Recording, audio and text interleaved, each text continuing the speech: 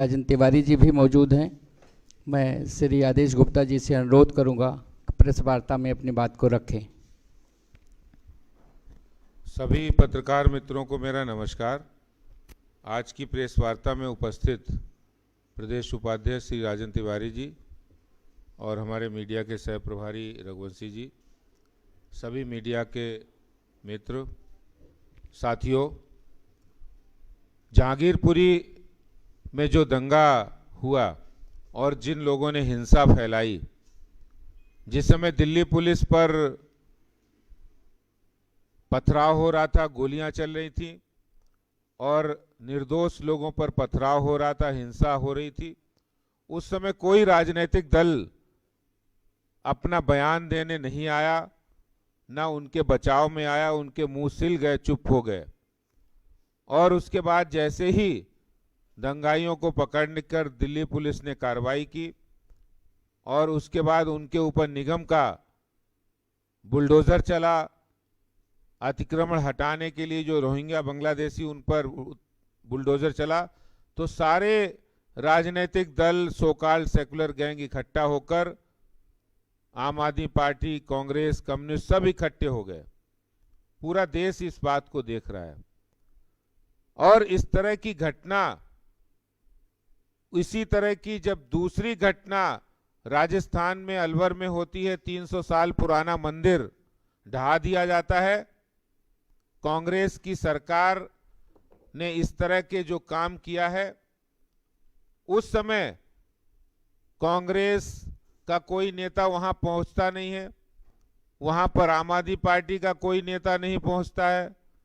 सबके मुंह सिल जाते हैं, क्योंकि बहुसंख्यक हिंदू समाज का मंदिर वहां तोड़ा गया और कांग्रेस के राज में तोड़ा गया और कांग्रेस मौन रही, आम आदमी पार्टी मौन रही।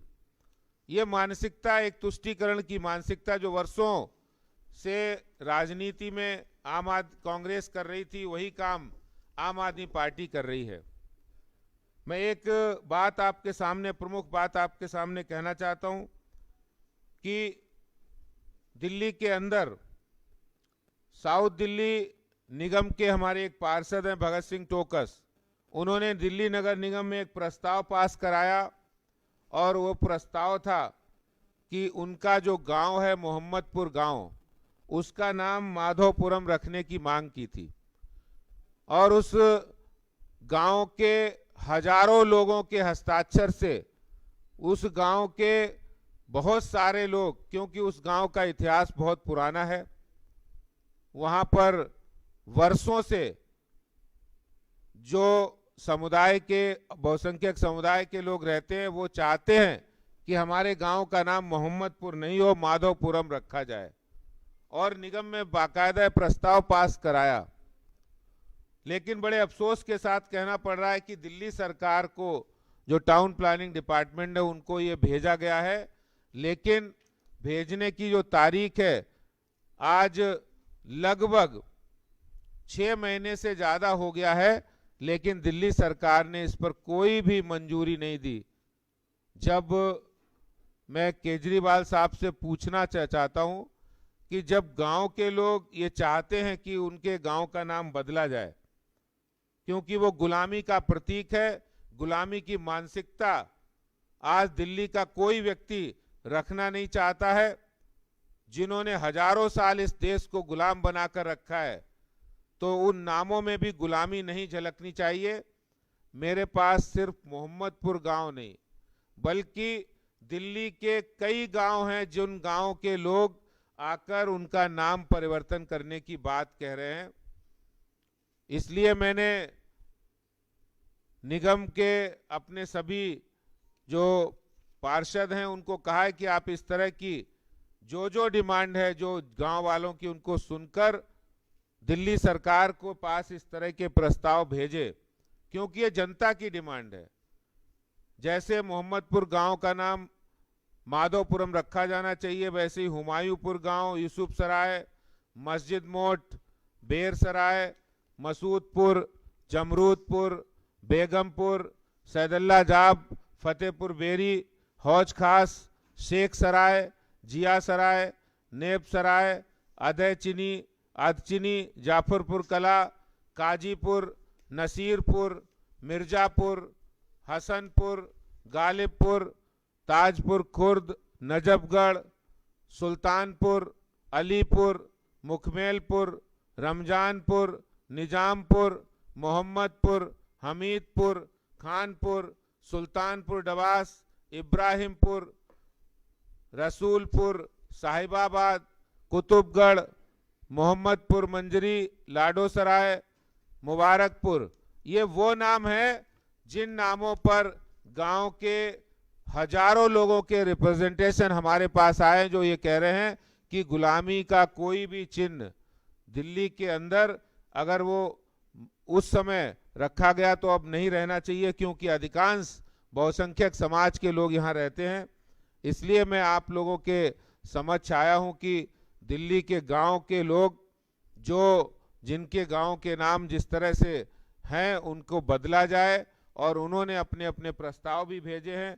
मैं निगम के जितने हमारे नेतागण हैं, निगम के लोग हैं, उनको मैंने इस बात के लिए कहा है, जैसे आपने मोहम्मदपुर गांव के नाम बदलने के लिए प्रस्ताव भेजा है, ऐसे इन गांव के नाम बदलने के लिए भी प्रस्ताव भेजेंगे, और उस प्रस्ताव पर हम लड़ाई लड़ेंगे दिल्ली सरकार से, और दिल्ली सरकार की तुष्टीकरण नीति और उनके इस तरह के चेहरे को नकाब करेंगे दिल्ली के अंदर केजरीवाल सरकार को, जो उन्होंने दोहरा डबल कैरेक्टर दिखाया है कि जब जहांगीरपुरी के अंदर घटना होती है तो वो चुप रहते हैं, और जब दंगाइयों पर कार्रवाई होती है तो वो बोलते हैं, आगे बढ़ते हैं, और उसके बाद जब राजस्थान में कार्रवाई होती है मंदिरों के ऊपर, 300 साल पुराने मंदिर पर, तब वो मौन साध जाते हैं। इस बात का जवाब भी उनको देना पड़ेगा। धन्यवाद।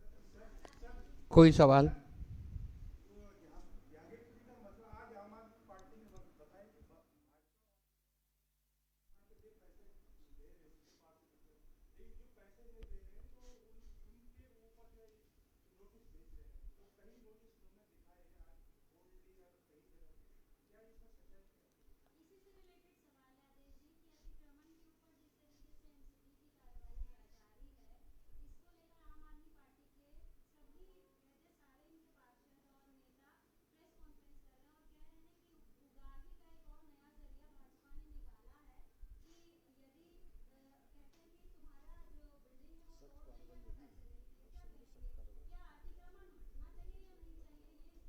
देखिए, उगाही के बारे में मनीष सिसोदिया जी अच्छी तरह जानते हैं, क्योंकि उनकी एक पार्षद है जो उनकी बड़ी चहेती है, और वो उगाही कर रही थी, वो पकड़ी गई है, तो उगाही का फार्मूला उन्हें उनसे ही पूछना चाहिए।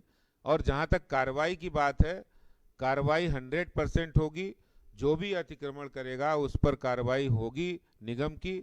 और ये जो मनीष सिसोदिया जो उप मुख्यमंत्री हैं जिन्होंने पत्र लिखा, ये पत्र में उनका डर और उनकी बौखलाहट साफ झलक रही है कि वो किस तरह से जो उनको संरक्षण दे रहे हैं, चाहे वो रोहिंग्या हो, बांग्लादेशी हो, अवैध अतिक्रमण करने वाले हों, इनके विधायक और पार्षद जो धंधे करा रहे हैं, उनसे वसूली कर रहे हैं वो लोग, तो धंधा उनका खत्म हो रहा है, दुकानें उनकी खत्म हो रही हैं, दर्द इनको हो रहा है। तो कहीं ना कहीं तो समझ में आ रहा है क्या संबंध है, क्या कनेक्शन है, तो दर्द वही है, इसीलिए इस तरह का पत्र लिखा है।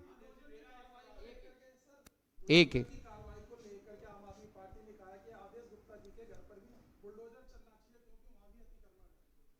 मैं तो कहता हूं आ जाए, देख ले, चेक कर ले, हमें कोई दिक्कत ही नहीं।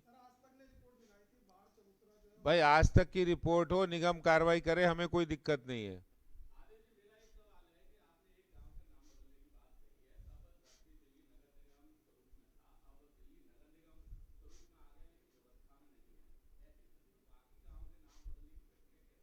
देखिए, अभी तो निगम एक्सिस्टेंस में है, और जब एकीकरण हो जाएगा तो नहीं, जब एकीकरण होगा तो करेंगे, लेकिन अभी जिस प्रक्रिया से हो सकता है, निगम पार्षद अभी हैं और उनको वो पत्र लिखकर कमिश्नर के थ्रू ये भेज सकते हैं।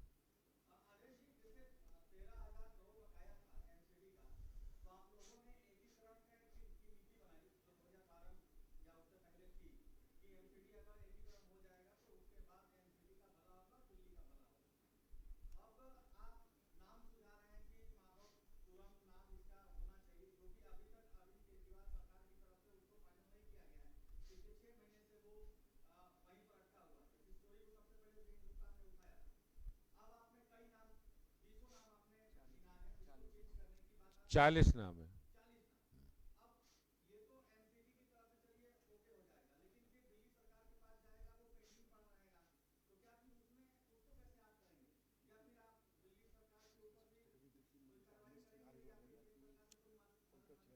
देखिए, ये हम तो दिल्ली सरकार से कहीं वो पहले बताएं ना, क्यों नहीं करना चाहते? जब वहाँ के गांव के लोग चाहते हैं, बहुसंख्यक अधिकांश संख्या में रहते हैं, तो ऐसे नाम क्यों होने चाहिए? गुलामी के नाम जिन्होंने यहाँ शासन किया वो नाम क्यों होने चाहिए?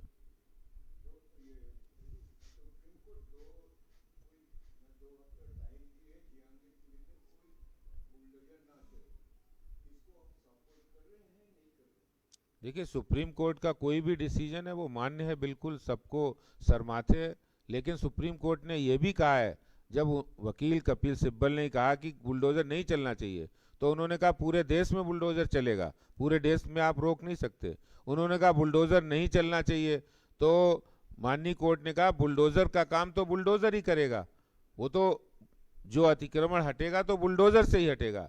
तो ये दोनों आपत्तियां उनकी खारिज कर दी, और 15 दिन का टाइम सिर्फ इसलिए दिया है कि वहां पर जिस तरह लोगों ने ऑब्जेक्शन किए हैं, मुझे लगता है, पूर्ण विश्वास है कि निगम की कार्रवाई पूरी तरह सच्चाई पर आधारित थी, और जिस तरह कार्रवाई की है वो बिल्कुल उससे आगे भी जो और इलाके होंगे वहां भी कार्रवाई होगी। धन्यवाद। धन्यवाद।